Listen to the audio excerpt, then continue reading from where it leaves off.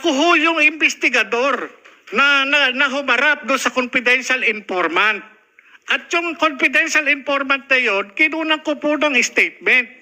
Bakit ko po siya kinunan ng statement? Kasi po, yung kanyang mga ipinakikitang litrato, masyado pong mabigat yung mga involved.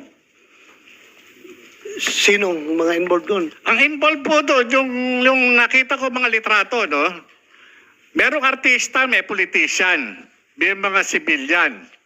Ngayon po, tinanong ko po siya, sino ito? During nung kinukunan ko po siya ng kasi ayoko pong sa akin magbula yung pag-identify. Gusto ko sa kanya magbula yung identification. At yung mga nandun litrato, 5 litrato po yun sa pagkakatanda ko, iba't ibang klase, iba't ibang okasyon, iba't ibang pagkakataon. Yun po yung ngayon, nung tinanong ko siya, sino ito? Kahit alam ko po na kung sino yon, sinabi niya, sir, si po yan? Si Maricel. Maricel Soriano po. O maliban doon, ano pangalan nito na tawag niyo? Maria. Ngayon po, eto, sabi niya gano'n, eto sir, si po ito? Si Bongbong Marcos. Maliban dito, ano pangalan nito? Bonget.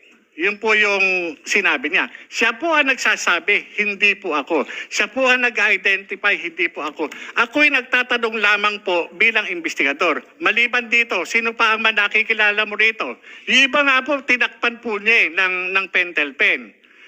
Dahil nga ayaw niya na i-reveal sa akin yung iniingatan niya rin. May mga iba po na mga personalidad doon na hindi ko na po matandaan yung mga pangalan. Ngayon po, doon po sa opisina, nung kinunan ko ng statement, yung confidential informant, kung sino po yung present na naandun na kasama ko doon sa opisina, inilagay. So now we proceed to the next item, which is the alleged PDEA leaks. General Lasso, sir, you want to brief us about all of these things? Yeah, you have the floor. I would like to have an opening statement also, sir. Yes, go ahead, sir, go ahead. The Chairman, Senate Committee on Public Order and Dangerous Drugs, fellow guests, good morning. With the indulgence of this esteemed committee, please allow me to read a short statement conveying our support to this hearing, but our apprehension on one of the resource persons, Mr. Jonathan Morales.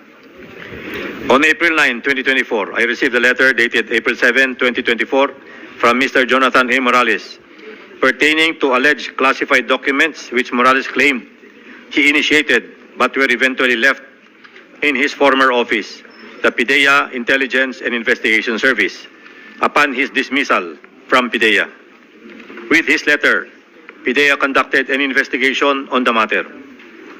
Based on our investigation, the PDEA and this Honorable Senate Committee cannot expect any genuineness from Mr. Morales on the following reasons.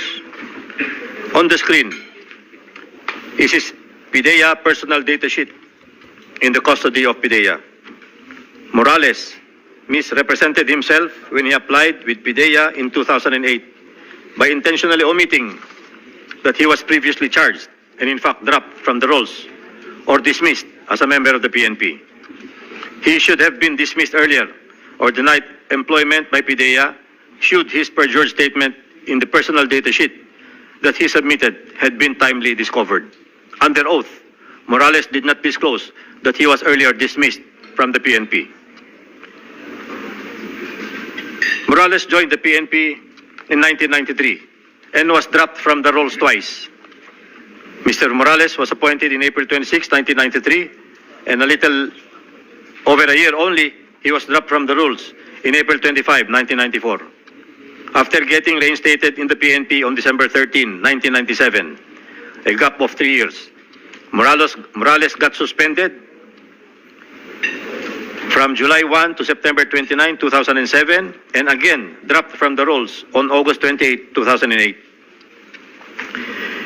In 2009, Mr. Morales was hired as an Investigation Agent 1 in PDEA.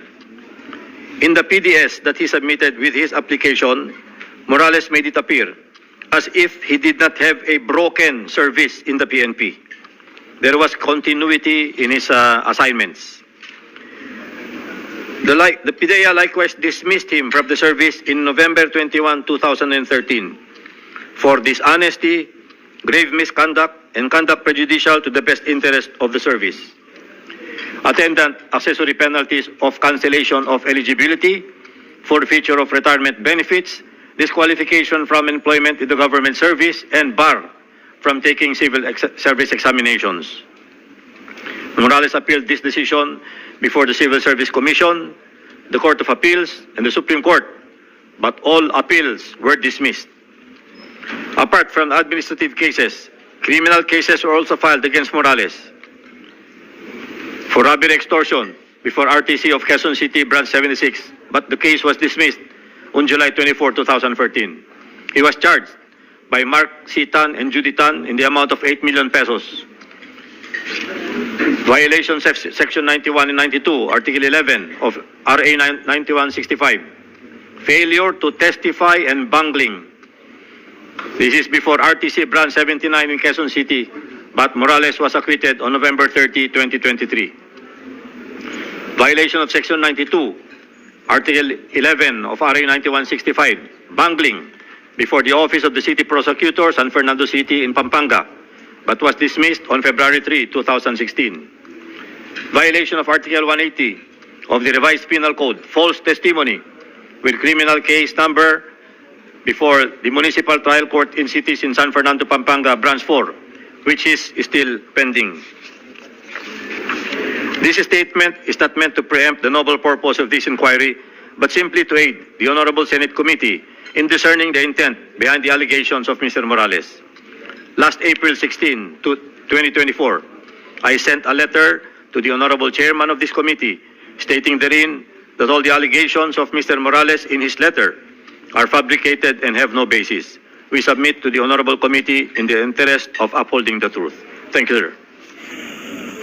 Yung lahat ng sinabi kayo na ni General Moro Lasso na mga records mo, totoo yon? Your Honor, yung sinasabi niya na nag-apply ako sa PIDEA na drop ako, I complied dun sa recruitment committee during no interview sa PIDEA and na-present ko naman po. Siguro yung pinakikita niya, ito po yung mga naunang documents na hiningi sa akin na itong nung masasabi mo rito, nag-comply naman po ako doon sa recruitment committee noon bago ako na-appoint sa PIDEA. And doon po sa sinasabi niya mga cases. Anong compliance mo doon? Bali, Nag-submit po ako doon sa doon ng PDS at naka-state po ron na ako po ay na-drop sa PNP during nung aking recruitment. during your recruitment. Opo. Kaya nga po ako binigyan ng appointment kasi hindi naman po pwede na ako kasi ang appointment ko sa PIDEA is re-entry. Re-entry doon sa government. Kasi hindi naman po ko mo na drop from roles ka, wala ka ng bar ka na doon sa pagpasok sa any government agency.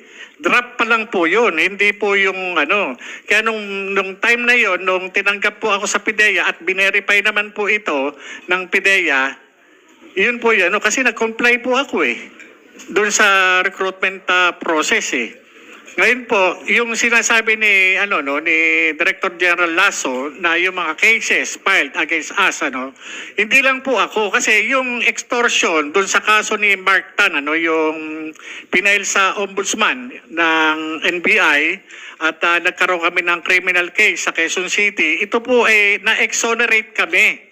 Doon sa, for the record, Your Honor, exonerated po kami doon sa ombudsman at doon sa Quezon City RTC, panalo po kami. And yung pinaila naman ng PIDEA na sinasabing violation ng Section 91 and 92, ito po ay acquitted po ako nitong November 30. Kaya nandito po, kasama natin dito sa, sa bulwagang ito, yung complainant, si Attorney Del Valle. At siya yung nag-present doon sa ni-represent po niya yung PIDEA. At hindi po nila napatunayan na ako ay nagbangling at nagpabaya sa kaso. Dahil nung madismiss ako, Nung matanggal ako sa IIS, na nilipat kami sa PIDEA NCR, inalisan po kami ng karapatan na makabalik doon sa sa IIS. Yung mga dokumento, hindi na nga po ako nagkaroon ng access. Hanggang sa ma-dismiss po ako, nawalan po ako ng access doon sa mga dokumento, lalo na doon sa mga cases na inaatinan ko. Kaya ang ginawa ng PIDEA bilang panghaharas sa akin, kinasuhan nila ako ng mga gawa-gawang kaso para masira po yung aking credibility.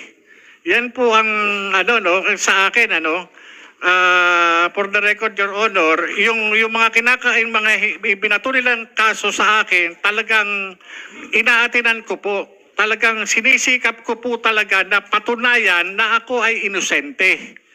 Ito po, nagtataka lang po ako, sa halip na bigyang pansin yung mga records o yung mga classified documents na naandun po sa tanggapan ng IIS, bakit sinisira nila ang pagkatao ko? Bakit hindi nila pansinin yung nilalamang classified information na isinapubliko? Ako po, nagtataka po ako, kaya po ako lumabas.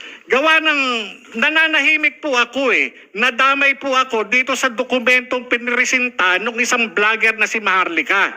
Hindi, nananahimik po ako Ang ko po dyan, ang tingin ko, nagkaroon po ng awayan sa loob ng PIDEA. Doon po ako nagtataka, ba't ako nadamay dito? Di ba? Hindi ho kaya nag-umpisa ito doon sa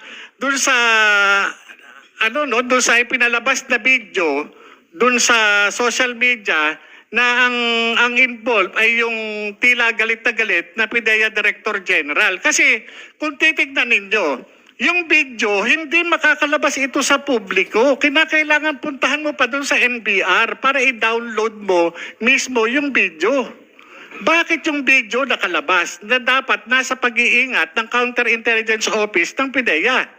Hindi ho ba? Hindi kaya itong mga lumalabas na dokumentong ito ang dahilan ay para lamang hiyain yung PIDEA Director General? Ako nagtatanong lang po, wala ho akong masamang tinapay kay Director General Lasso. Malaki po ang respeto ko sa mga opisyalis ng gobyerno. Pero sa aking bakit lumabas ito?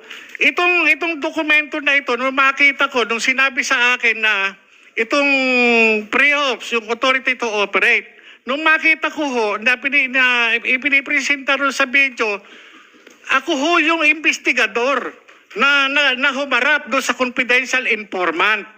At yung confidential informant na yun, kinunan ko po ng statement.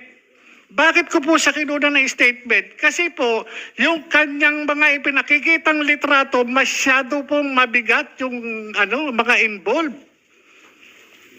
Sinong mga involved doon? Ang involved po doon, yung nakita ko mga litrato, merong artista, may politician, may mga civilian.